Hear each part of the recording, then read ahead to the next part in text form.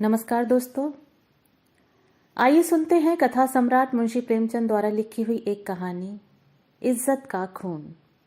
दोस्तों, कहानी अगर आपको पसंद आए तो चैनल को लाइक, शेयर और सब्सक्राइब जरूर कीजिएगा। तो आइए कहानी की शुरुआत करते हैं। मैंने कहानियों और इतिहासों में तकदीर के उलटफेर की अजीबोगरीब दास्तानें पढ़ी हैं। शाह को भिखमंगा और भिखमंगे को शाह बनते देखा है। तकदीर का एक छिपा हुआ भेद है। गलियों में टुकड़े चुनती हुई औरतें सोने के सिंहासन पर बैठ गईं और वह ऐश्वर्य के मतवाले जिनके इशारे पर तकदीर भी सिर झुकाती थी, आन की शान में चील कौओं का शिकार बन गए हैं। पर मेरे सर पर जो कुछ बीती उसकी नज़ीर कहीं नहीं मिलती। आह, उन घटनाओं को आज याद करती हूँ तो रोंगटे खड़े हो जाते हैं और हैरत होती है कि अब तक मैं क्यों और क्यों कर जिंदा हूँ। सौंदर्य लालसाओं का स्रोत है। मेरे दिल में क्या लालसाएं न थीं, पर आह, निष्ठुर भाग्य के हाथों में मिटी। मैं क्या जानती थी कि वह आदमी जो मेरी एक एक अदा पर कुर्बान होता था, एक दिन मुझे इस तरह जलील और बर्बाद करेगा। आज 3 साल हुए जब मैंने इस घर में कदम रखा। उस वक्त यह एक हरा भरा चमन था। मैं इस चमन की बुलबुल थी। हवा में उड़ती तो डालियों पर चहकती थी, फूलों पर सोती थी। सईद मेरा था, मैं सईद की थी। इस संगमरमर के हौज के किनारे हम मोहब्बत के पासे खेलते थे। तुम मेरी जान हो, मैं उनसे कहती थी। तुम मेरे दिलदार हो। हमारी जायदाद लंबी चौड़ी थी। जमाने की कोई फिक्र, जिंदगी का कोई गम न था। हमारे लिए जिंदगी सशरीर आनंद, एक अनंत चाह और बहार का तिलस्म थी, जिसमें मुरादें खिलती थीं और खुशियां हंसती थीं। जमाना हमारी इच्छाओं पर चलने वाला था। आसमान हमारी भलाई चाहता था और तकदीर हमारी साथी थी। एक दिन सईद ने आकर कहा, मेरी जान, मैं तुमसे एक विनती करने आया हूं। देखना इन मुस्कुराते हुए होठों पर इनकार का हर्फ ना आए। मैं चाहता हूं कि अपनी सारी मिल्कियत, सारी जायदाद तुम्हारे नाम चढ़वा दूं। मेरे लिए तुम्हारी मोहब्बत काफी है। यही मेरे लिए सबसे बड़ी नेमत है। मैं अपनी हकीकत को मिटा देना चाहता हूं। मैं चाहता हूं कि तुम्हारे दरवाजे का फकीर बन कर के रहूं। तुम मेरी नूरजहां बन जाओ, मैं तुम्हारा सलीम बनूंगा और तुम्हारी मूंगे जैसी हथेली के प्यालों पर उम्र बसर करूंगा। मेरी आंखें भर आईं। खुशियां चोटी पर पहुंचकर आंसू की बूंद बन गईं। पर अभी पूरा साल भी न गुजरा था कि मुझे सईद के मिजाज में कुछ तब्दीली नजर आने लगी। हमारे दरमियान कोई लड़ाई झगड़ा या बदमजगी न हुई थी, मगर अब वह सईद न था जिसे एक लम्हे के लिए भी मेरी जुदाई दूभर थी। वह अब रात की रात गायब रहता। उसकी आंखों में प्रेम की वह उमंग न थी, न अंदाजों में वह प्यास, न मिजाज में वह गर्मी। कुछ दिनों तक इस रूखेपन ने मुझे खूब रुलाया। मोहब्बत के मजे याद आ आकर तड़पा देते। मैंने पढ़ा था कि प्रेम अमर होता है। क्या वह स्रोत इतनी जल्दी सूख गया? आह नहीं, वह अब किसी दूसरे चमन को शादाब करता था। आखिर मैं भी सईद से आंखें चुराने लगी। बेदिली से नहीं, सिर्फ इसलिए कि अब मुझे उससे आंखें मिलाने की ताब न थी। उसे देखते ही मोहब्बत के हजारों करिश्मे नजरों के सामने आ जाते और आंखें भर आती। मेरा दिल अब भी उसकी तरफ खिंचता था। कभी कभी बेअख्तियार जी चाहता कि उसके पैरों पर गिरूं और कहूं, मेरे दिलदार, यह बेरहमी क्यों? क्या तुमने मुझसे मुंह फेर लिया है? मुझसे क्या खता हुई? लेकिन इस स्वाभिमान का बुरा हो जो दीवार बनकर रास्ते में खड़ा हो जाता। यहां तक कि धीरे धीरे दिल में भी मोहब्बत की जगह हसद ने ले ली। निराशा के धैर्य ने दिल को तस्कीन दी। मेरे लिए सईद अब बीते हुए बसंत का एक भूला हुआ गीत था। दिल की गर्मी ठंडी हो गई, प्रेम का दीपक बुझ गया। यही नहीं, उसकी इज्जत भी मेरे दिल से रुखसत हो गई। जिस आदमी के प्रेम के पवित्र मंदिर में मैल भरा हुआ हो, वह हरगिज इस योग्य नहीं कि मैं उसके लिए घुलूं और मरूं। एक रोज शाम के वक्त मैं अपने कमरे में पलंग पर पड़ी एक किस्सा पढ़ रही थी। तभी अचानक एक सुंदर स्त्री मेरे कमरे में आई।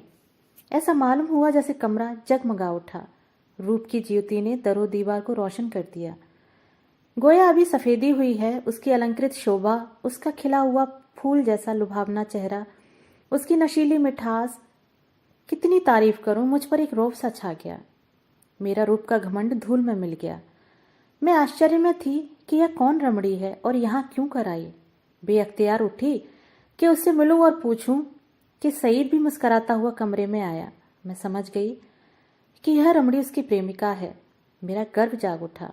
मैं उठी पर शान से गर्दन उठाए हुए आंखों में हुस्न के रौब की जगह घृणा का भाव आ बैठा। मेरी आंखों में अब वह रमणी रूप की देवी नहीं, डसने वाली नागिन थी। मैं फिर चारपाई पर बैठ गई और किताब खोलकर सामने रख ली। वह रमणी एक क्षण तक खड़ी मेरी तस्वीरों को देखती रही, तब कमरे से निकली। चलते वक्त उसने एक बार मेरी तरफ देखा। उसकी आंखों से अंगारे निकल रहे थे, जिनकी किरणों में हिंस प्रतिशोध की लाली झलक रही थी। मेरे दिल में सवाल पैदा हुआ, सईद इसे यहाँ क्यों लाया? क्या मेरा घमंड तोड़ने के लिए? जायदाद पर मेरा नाम था, पर वह केवल एक भ्रम था। उस पर अधिकार पूरी तरह सईद का था।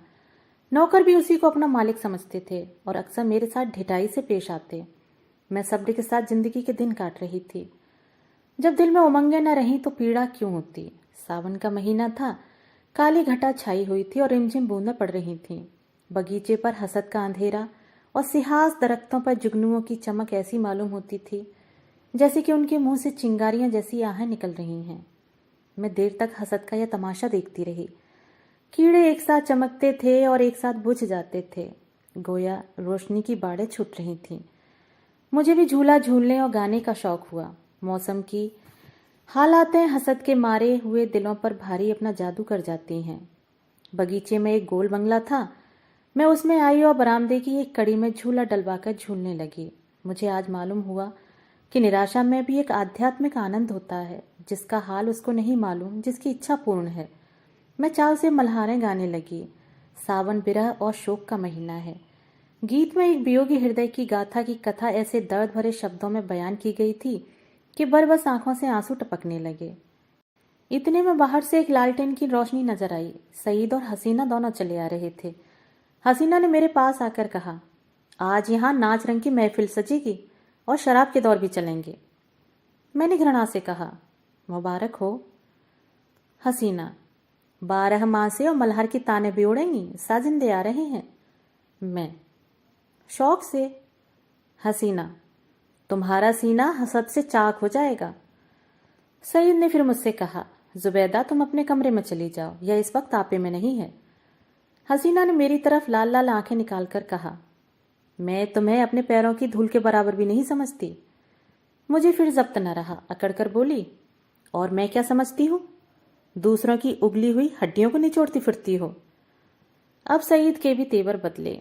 मेरी तरफ भयानक आंखों से देखकर बोले, जुबैदा तुम्हारे सर पर शैतान तो नहीं सवार है? सईद का यह जुमला मेरे जिगर में चुभ गया। मैं तड़प उठी। जिन होठों से हमेशा मोहब्बत और प्यार की बातें सुनी हो, उन्हीं से यह जहर निकले और बिल्कुल बेकसूर। क्या मैं ऐसी नाचीज और हकीर हो गई हूं कि एक बाजारू औरत भी मुझे छेड़कर गालियां दे सकती है और मेरा जवान खोलना मना? मेरे दिल में जो साल भर से जो बुखार हो रहा था वो उछल पड़ा। मैं झूले से उतर पड़ी और सईद की तरफ शिकायत भरी निगाहों से देखकर बोली, शैतान मेरे सर पर सवार हो या तुम्हारे सर पर, इसका फैसला तुम खुद कर सकते हो। मैं तुमको अब तक शरीफ और गैरत वाला समझती थी। तुमने बेवफाई की, इसका मलाल मुझे जरूर था, मगर मैंने सपने में भी यह नहीं सोचा था कि तुम गैरत से इतने खाली हो कि एक हया फरोश औरत के पीछे मुझे इस तरह जलील करोगे। इसका बदला तुम्हें खुदा से मिलेगा। हसीना ने तेज होकर कहा, तू मुझे हया फरोश कहती है? बेशक कहती हूं। और मैं बेगैरत हूं? बेशक, बेगैरत ही नहीं, शौबदेबाज, मक्कार, पापी, सब कुछ। ये अल्फाज बहुत घिनौने हैं, लेकिन मेरे गुस्से के इजहार के लिए काफी नहीं। मैं यह बातें कह रही थी कि यकायक सईद के लंबे तगड़े हट्टे कट्टे नौकर ने मेरी दोनों बाहें पकड़ लीं और पलक मारते भर में हसीना ने झूले की रस्सियां उतारकर मुझे बरामदे के एक लोहे के खंभे से बांध दिया। इस वक्त मेरे दिल में क्या ख्याल आ रहे थे यह याद नहीं, पर मेरी आंखों के सामने अंधेरा छा गया था। ऐसा मालूम होता था कि यह तीनों इंसान नहीं, यमदूत हैं। गुस्से की जगह दिल में डर समा गया था। इस वक्त अगर कोई रौबी ताकत मेरे बंधनों को काट देती, मेरे हाथों में आबदार खंजर दे देती, तो भी मैं जमीन पर बैठकर अपनी जिल्लत और बेकसी पर आंसू बहाने के सिवा और कुछ न कर सकती। मुझे ख्याल आता था कि शायद खुदा की तरफ से मुझ पर यह कहर नाजिल हुआ है। शायद मेरी बेनमाजी और बेदीनी की यह सज़ा मिल रही है। मैं अपनी पिछली जिंदगी पर निगाह डाल रही थी कि मुझसे कौन सी गलती हुई हो जिसकी यह सज़ा है। मुझे इस हालत में छोड़कर तीनों सूरतें कमरे में चली गईं। मैंने समझा मेरी सज़ा खत्म हुई। लेकिन क्या यह सब मुझे यूं ही बांधे रखेंगे? लौंडियां मुझे इस हालत में देख लें तो क्या कहें? नहीं, अब मैं इस घर में रहने के काबिल ही नहीं। मैं सोच रही थी कि रस्सियां क्यों कर खोलूं, मगर अफसोस, मुझे न मालूम था कि अभी तक जो मेरी गति हुई है वो आने वाली बेरहमियों का सिर्फ एक बयाना है। मैं अब तक न जानती थी कि वह छोटा आदमी कितना बेरहम, कितना कातिल है। मैं अपने दिल से बहस कर रही थी कि अपनी इस जिल्लत का मुझ पर कहाँ तक असर है। अगर मैं हसीना की उन दिल जलाने वाली बातों का जवाब न देती तो क्या यह नौबत आती? आती और जरूर आती। वहां काली नागिन मुझे डसने का इरादा करके चली थी, इसलिए उसने मुझे दिल दुखाने वाले लहजे शुरू में ही कह दिए थे। मैं गुस्से में आकर उसको लानत करूं और उसे मुझे जलील करने का बहाना मिल जाए। पानी जोर से बरसने लगा। बौछारों से मेरा सारा शरीर तर हो गया था। सामने गहरा अंधेरा था। मैं कान लगाए सुन रही थी कि अंदर क्या मिसकॉट हो रही है, मगर मेह की सनसनाहट के कारण आवाजें साफ सुनाई न देती थीं। इतने में लालटेन फिर से बरामदे में आई और तीनों डरावनी सूरतें फिर सामने आकर खड़ी हो गईं। अब की उस खून परी के हाथों में एक पतली सी कमची थी। उसके तेवर देखकर मेरा खून सर्द हो गया। उसकी आंखों में एक खून पीने वाली वहशत, एक कातिल पागलपन दिखाई दे रहा था। मेरी तरफ शरारत भरी नजरों से देखकर बोली, बेगम साहिबा, मैं तुम्हारी बदजमानियों का ऐसा सबक देना चाहती हूँ जो तुम्हें सारी उम्र याद रहे। और मेरे गुरु ने बतलाया है कि कमची से ज्यादा देर तक ठहरने वाला और कोई सबक नहीं होता। यह कहकर उस जालिम ने मेरी पीठ पर एक कमची जोर से मारी। मैं तिल मिला गई। मालूम हुआ कि किसी ने पीठ पर आग की चिंगारी रख दी हो। मुझसे जब्त न हो सका। माँ बाप ने कभी फूल की छड़ी से भी न मारा था। जोर से चीखें मार मार कर रोने लगी। स्वाभिमान, लज्जा सब लुप्त हो गई। कमची की डरावनी और रोशन असलियत के सामने और भावनाएं गायब हो गईं। उन हिंदू देवियों के दिल शायद लोहे के होते जो अपनी आन पर आग में कूद पड़ती थीं। मेरे दिल पर तो इस समय यही ख्याल छाया हुआ था कि इस मुसीबत से क्यों कर छुटकारा हो। सईद तस्वीर की तरह खामोश खड़ा था। मैं उसकी तरफ फरियादी आंखों से देखकर बड़े विनती स्वर में बोली, सईद, खुदा के लिए मुझे इस जालिम से बचाओ। मैं तुम्हारे पैरों पड़ती हूँ। तुम मुझे जहर दे दो, खंजर से गर्दन काट दो, लेकिन यह मुसीबत सहने की मुझ में ताब नहीं। उन दिलजोइयों को याद करो, मेरी मोहब्बत को याद करो। उसी के सदके इस वक्त मुझे इस अजाब से बचाओ। खुदा तुम्हें इसका इनाम देगा। सईद इन बातों से कुछ पिघला। हसीना की तरफ डरी हुई आंखों से देखकर बोला, जरीना, अब मेरे कहने से जाने दो। मेरी खातिर से इन पर रहम करो। जरीना ने तेवर बदल कर कहा, तुम्हारी खातिर मैं सब कुछ कर सकती हूँ, गालियां नहीं बर्दाश्त कर सकती। सईद, क्या अभी तुम्हारे ख्याल में गालियों की काफी सजा नहीं हुई? जरीना, तब तो आपने मेरी इज्जत की खूब कद्र की। मैंने रानियों से चिलमचियां उठवाई हैं। यह बेगम साहिबा हैं किस ख्याल में? मैं इसे अगर छुरी से काट भी दूं ना, तब भी इसकी बदजवानियों की काफी सजा न होगी। सईद, मुझसे अब यह जुल्म नहीं देखा जाता, तो आंखें बंद कर लो। जरीना, गुस्सा न दिलाओ। मैं कहता हूं अब इन्हें माफ करो। जरीना ने सईद को ऐसी हिकारत भरी आंखों से देखा गोया वह उसका गुलाम है। खुदा जाने उस पर उसने क्या मंत्र मार दिया था कि उसमें खानदानी गैरत और बड़ाई और इंसानियत का जरा भी एहसास बाकी न रहा था। वह शायद उसे गुस्से जैसे मर्दानाज जज्बे के काबिल भी न समझती थी। हुलिया पहचानने वाले कितनी गलती करते हैं, क्योंकि दिखाई कुछ पड़ता है, अंदर कुछ होता है। बाहर के ऐसे सुंदर रूप के पर्दे में इतनी बेरहमी, इतनी निष्ठुरता। कोई शक नहीं, रूप हुलिया पहचानने की विद्या का दुश्मन है। बोली, अच्छा, तो अब आपको मुझ पर गुस्सा आने लगा है? क्यों न हो, आखिर निकाह तो आपने बेगम से ही किया है। मैं तो हया फरोज कुतिया ही ठहरी। सईद, तुम ताने देती हो और मुझसे यह खून नहीं देखा जाता। जरीना, तो यह कमची हाथ में लो और इसे गिनकर 100 लगाओ, गुस्सा उतर जाएगा। इसका यही इलाज है। फिर वही मजाक? नहीं, मैं मजाक नहीं करती। सईद ने कमची लेने को हाथ बढ़ाया, मगर मालूम नहीं जरीना को क्या शुबहा पैदा हुआ। उसने समझा शायद वह कमची को तोड़कर फेंक देंगे। कमची हटा ली और बोली, अच्छा, मुझसे यह दगा? तो लो, अब मैं ही हाथों की सफाई दिखाती हूँ। यह कहकर उसने बेदर्दी से मुझे बेतहासा कमचियां मारना शुरू कर दी। मैं दर्द से ऐंठ ऐंठ कर चीख रही थी, उसके पैरों पड़ती थी, मिन्नतें करती थी। अपने किए पर शर्मिंदा थी, दुआएं देती थी, पीर और पैगंबर का वास्ता देती थी। पर उस कातिल को जरा भी रहम न आता था। सईद काट के पुतले की तरह दर्दो सितम का यह नज़ारा आंखों से देख रहा था और उसको जोश न आता था। शायद मेरा बड़े से बड़ा दुश्मन भी मेरे रोने धोने पर तरस खाता। मेरी पीठ छिलकर लहूलुहान हो गई, जख्म पड़ते थे, हर एक चोट आग के शोले की तरह बदन पर लगती थी। मालूम नहीं उसने मुझे कितने दर्रे लगाए, यहाँ तक कि कमची को मुझ पर रहम आ गया। वह फटकर टूट गई। लकड़ी का कलेजा फट गया मगर इंसान का दिल न पिघला। मुझे इस तरह जलील और तबाह करके तीनों खबीस रूहें वहां से रुखसत हो गईं। सईद के नौकर ने चलते वक्त मेरी रस्सियां खोल दी। मैं कहाँ जाती, उस घर में क्यों कर कदम रखती। मेरा सारा जिस्म नासूर हो रहा था, लेकिन दिल के फफोले उससे कहीं ज्यादा जानलेवा थे। सारा दिल फफोलों से भर उठा था। अच्छी भावनाओं के लिए भी जगह बाकी न रही थी। उस वक्त मैं किसी अंधे को कुएं में गिरते देखती तो मुझे हंसी आती, किसी यतीम का दर्दनाक रोना सुनती तो उसका मुंह चिढ़ाती। दिल की हालत में एक जबरदस्त कालाब हो गया था। मुझे गुस्सा न था, गम था, मौत की आरजू न थी, यहाँ तक कि बदला लेने की भावना न थी। उस तन्हाई जिल्लत ने बदला लेने की इच्छा को भी खत्म कर दिया था। हालांकि मैं चाहती तो कानूनन सईद को सिकंजे में ला सकती थी, उसे दाने दाने के लिए तरसा सकती थी, लेकिन यह बेइज्जती, यह बेआबरूई, यह पामाली बदले के ख्याल के दायरे से बाहर थी। बस सिर्फ एक चेतना बाकी थी और वह अपमान की चेतना थी। मैं हमेशा के लिए जलील हो गई। क्या यह दाग किसी तरह मिट सकता था? हरगिज नहीं। हाँ, वह छिपाया जा सकता था और उसकी एक ही सूरत थी कि एक जिल्लत के काले गड्ढे में गिर पड़ूं ताकि सारे कपड़ों की स्याही इस स्याह दाग को छिपा दे। क्या इस घर से बेबियामान अच्छा नहीं, जिसके पैंदे में एक बड़ा छेद हो गया हो? इस हालत में यही दलील मुझ पर छा गई। मैंने अपनी तबाही को और भी मुकम्मल, अपनी जिल्लत को और भी गहरा, आने वाले चेहरे को और भी काला करने का पक्का इरादा कर लिया। रात भर में वहीं पड़ी, कभी दर्द से कराहती, कभी इन्हीं ख्यालात में उलझती रही। यह घातक इरादा हर क्षण मजबूत से और भी मजबूत होता जाता था। घर में किसी ने मेरी खबर न ली। पौ फटते ही मैं बगीचे से बाहर निकल आई। मालूम नहीं मेरी लाज शर्म कहाँ गायब हो गई थी।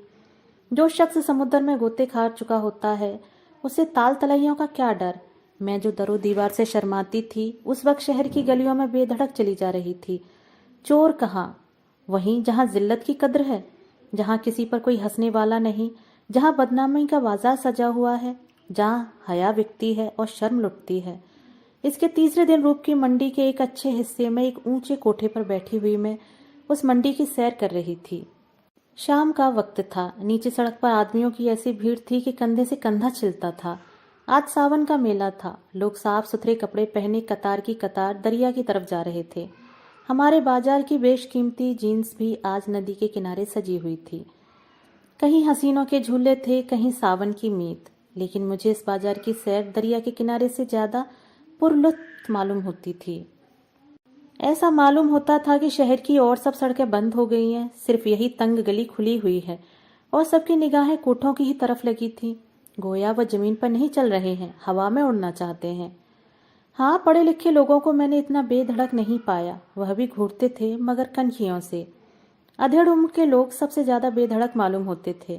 शायद उनकी मंशा जवानी के जोश को जाहिर करना था। बाजार क्या था, एक लंबा चौड़ा थिएटर था। लोग हंसी दिल्लगी करते थे, लुत्फ उठाने के लिए नहीं, हसीनों को सुनाने के लिए।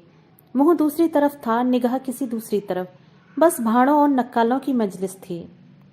यकायक सईद की फिंटन नजर आई। मैं उस पर कई बार सैर कर चुकी थी। सईद अच्छे कपड़े पहने अकड़ा हुआ बैठा था। ऐसा सजीला बांका जवान सारे शहर में न था। चेहरे मोहरे से मर्दानापन बरसता था। उसकी आंख एक बार मेरे कोठे की तरफ उठी और नीचे झुक गई। उसके चेहरे पर मुर्दनी सी छा गई, जैसे किसी जहरीले सांप ने काट खाया हो। उसने कोचवान से कुछ कहा। दम के दम में फिटन हवा हो गई। इस वक्त उसे देखकर मुझे जो द्वेषपूर्ण प्रसन्नता हुई, उसके सामने उस जानलेवा दर्द की कोई हकीकत न थी। मैंने जलील होकर उसे जलील कर दिया। ये कटार कमचियों से कहीं ज्यादा तेज थी। उसकी हिम्मत न थी कि अब मुझसे आंख मिला सके। नहीं, मैंने उसे हरा दिया, उसे उम्र भर के लिए कैद में डाल दिया। इस काल कोठरी में अब उसका निकलना गैर मुमकिन था, क्योंकि उसे अपने खानदान के बड़प्पन का घमंड था। दूसरे दिन भोर में खबर मिली कि किसी कातिल ने मिर्जा सईद का काम तमाम कर दिया। उसकी लाश उसी बगीचे के गोल कमरे में मिली, सीने में गोली लग गई थी। 9 बजे दूसरी खबर सुनाई थी, जरीना को भी किसी ने रात के वक्त कत्ल कर डाला था, उसका सर तन से जुदा कर दिया था। बाद में जांच पड़ताल से मालूम हुआ कि यह दोनों वारदातें सईद के ही हाथों हुई। उसने पहले जरीना को उसके मकान पर कत्ल किया और तब अपने घर आकर अपने सीने में गोली मारी। इस मर्दाना गैरतमंदी ने सईद की मोहब्बत मेरे दिल में ताजा कर दी। शाम के वक्त मैं अपने मकान पर पहुंच गई। अभी मुझे यहाँ से गए हुए सिर्फ 4 दिन गुजरे थे, मगर ऐसा मालूम होता था कि बरसों के बाद आई हूँ। दरो दीवार पर हसरत छाई हुई थी। मैंने घर में पांव रखा तो बरबस सईद की मुस्कुराती हुई सूरत आंखों के सामने आकर खड़ी हो गई। वही मर्दाना हुस्न, वही बागपन, वही मनोहार की आंखें। बेअख्तियार मेरी आंखें भर आईं और दिल से एक ठंडी आह निकल आई। गम इसका न था कि सईद ने क्यों जान दे दी, नहीं, उसकी मुजरिमाना बेहसी और रूप के पीछे भागना, इन दोनों बातों को मैं मरते दम तक माफ नहीं करूंगी। गम यह था कि यह पागलपन उसके सर में क्यों समाया। इस वक्त दिल की जो कैफियत है उससे मैं समझती हूँ कि कुछ दिनों में सईद की बेवफाई और बेरहमी का घाव भर जाएगा। अपनी जिल्लत की याद भी शायद मिट जाए, मगर उसकी चंद रोज़ा मोहब्बत का नक्श बाकी रहेगा, और अब यही मेरी जिंदगी का सहारा है। कहानी सुनने के लिए धन्यवाद।